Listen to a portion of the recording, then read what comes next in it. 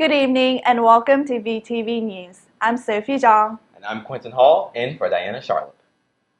On November 10th, the Psychological and Counseling Center sent out an email to 468 of its clients without blocking the recipients from seeing each other's names. The email contained a satisfaction survey regarding the students' recent visit to the center. Once the PCC notified the Vanderbilt University Medical Center Privacy Office of their error, all the emails sent that were unopened were deleted from students' email accounts.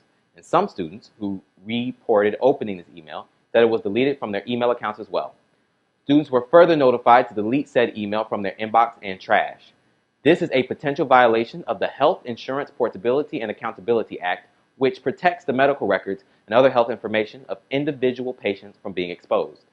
Active Minds released a statement saying they believe this incident was unintentional and it should not lead to the PCC's great work to be disregarded. Penalties for violating HIPAA depend on intentionality, how many people were impacted, and how quickly the problem is resolved. Anybody who is concerned about their HIPAA rights have been violated can file a complaint with the Office of Civil Rights. Last Friday, hundreds of members of the Vanderbilt community met to protest Donald Trump's election as president. Lead field reporter Claire Barnett brings us the story. This is Claire Barnett reporting for VTV News from the intersection of 21st and West End, where Vanderbilt students have taken to the streets to protest President Trump's election. They're calling it "Not My President." The demonstration began at Central Library, where students and faculty met up to begin their march. From there, they proceeded with their signs and flags down to 21st Street, where police officers were blocking traffic. A few of the protesting students shared their thoughts with us. It's important to show solidarity with the people who are threatened right now. There's a lot of danger for people out here, and we have to be allies and we have to stand together. I support a lot of people in our community feel scared about a Trump presidency. I'm definitely not protesting because he's not our president. He is our president and he will be our president. That's inevitable. What I am doing is I'm just trying to say, people in our community, you're feeling scared, you're feeling marginalized, I'm here for you. Hundreds of Vanderbilt students and faculty showed up for the event, but not everyone in attendance was echoing the "Not My President" chant. I'm actually not protesting, I'm just watching. I was a Trump supporter, so I'm just trying to observe and see what's going on from the other side. Still, the vast majority of attendees were upset with President Trump's election, and they weren't afraid to show it.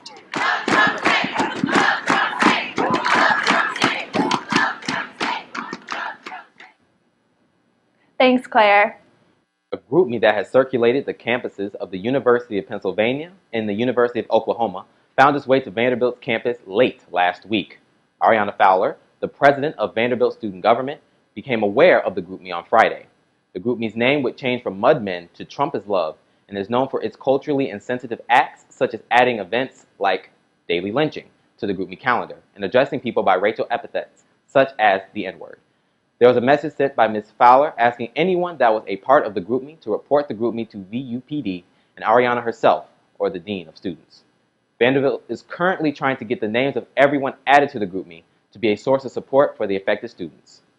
This is yet another event spurned by the election of Donald Trump as the President of the United States. Ariana feels it's activities like this that make minority individuals in this country feel unsafe and justified in their fear for a Trump presidency. A letter drafted by Dr. Norbert Ross and Dr. Leslie Gill of the Anthropology Department was emailed to all 10 schools within Vanderbilt University and is gaining signatures from faculty members. The letter cites the recent news that Donald Trump will be our next president, the fears that said election will lead to unpredictable and violent reactions directed to all the minority communities in Nashville, and the need for Vanderbilt to create a space that respects those fears and is conducive to conversation.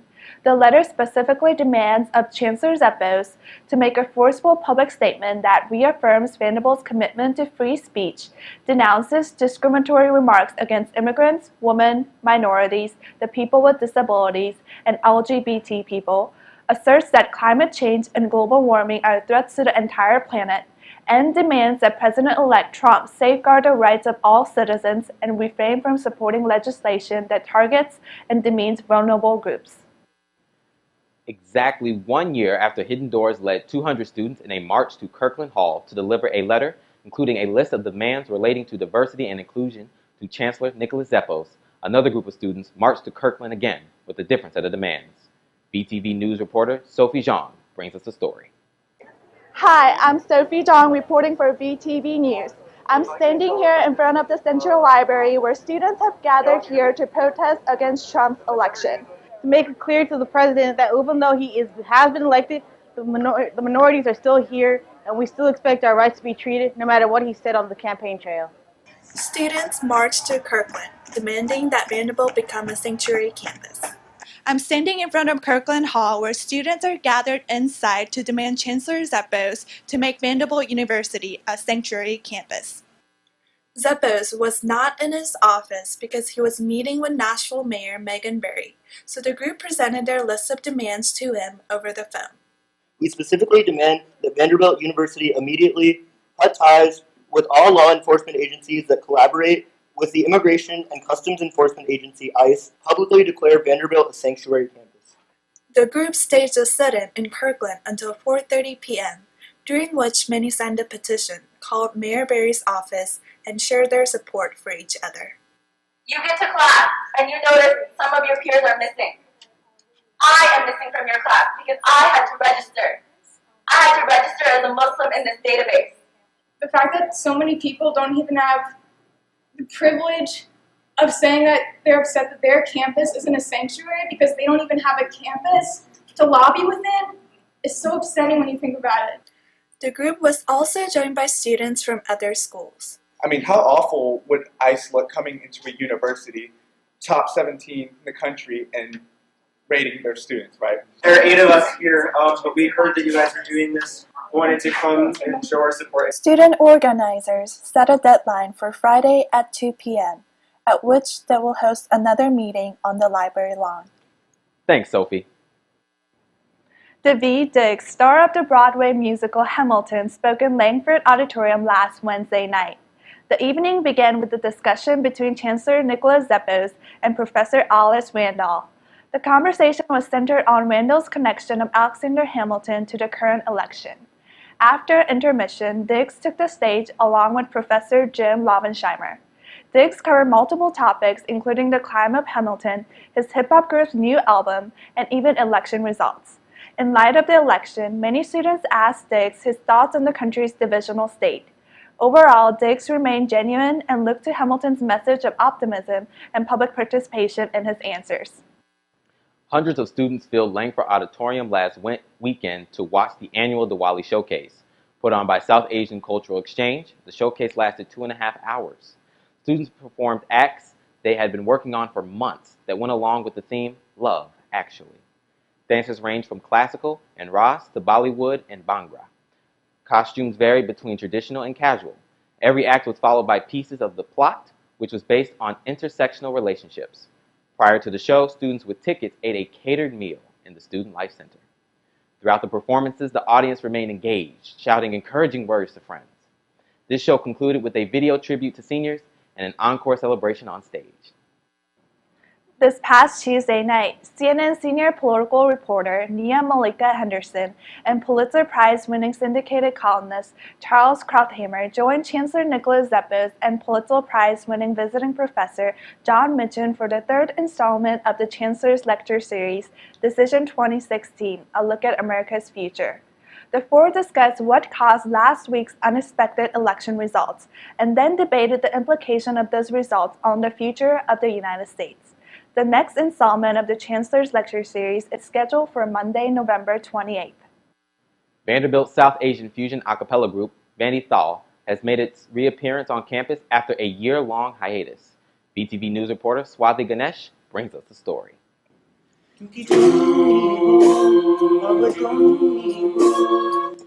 Vanderbilt is Vanderbilt's premier South Asian a cappella group. Initially founded in 2001, the group was intermittently active and took a brief hiatus over the past year. They have restarted again this year, and so I talked to sophomore Akash Majumdar, who is now the president of Vanderbilt, about what exactly it is and what his goals are for the organization. So Vanderbilt is a multicultural and South Asian a cappella group. It's co-ed, and we specialize in making arrangements and performing mashups of South Asian songs with popular Western songs. In the near future, I'd like to be able to break into the competition circuit of the South Asian a cappella group, South Asian a cappella competition circuit in the U.S. And slowly as we progress, I want to be able to, win those competitions. And I then went on to talk to sophomores Leela Hegde and Thomas Stilson, who are the secretary and manager of Vandy Thal, to see how they've liked their experience so far. I joined Thal because before coming to college, I had absolutely no musical exposure before. I knew that I enjoyed listening to music, but beyond that, I hadn't really had any experience. So this was a great opportunity because it was a newly forming group or reforming group, and it's been everything that I wanted it to be. I originally joined Thal because music has always been a huge part of my life, and I really love it. It's something I'm very passionate about. And I met Akash as he was trying to start this group up again, and he was telling me how great this was, a South Asian fusion a cappella group, and I was like, yeah, count me in.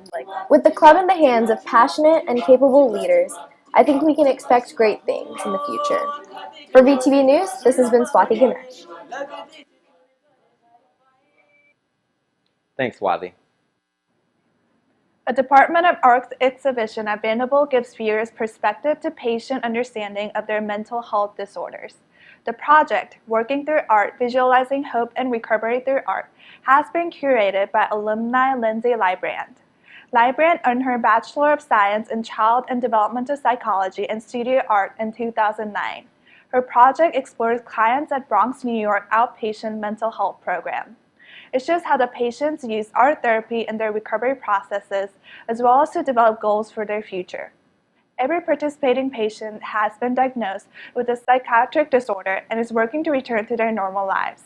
The main goal of the exhibition is to demonstrate how art therapy can give a voice to patients who struggle to express their feelings verbally.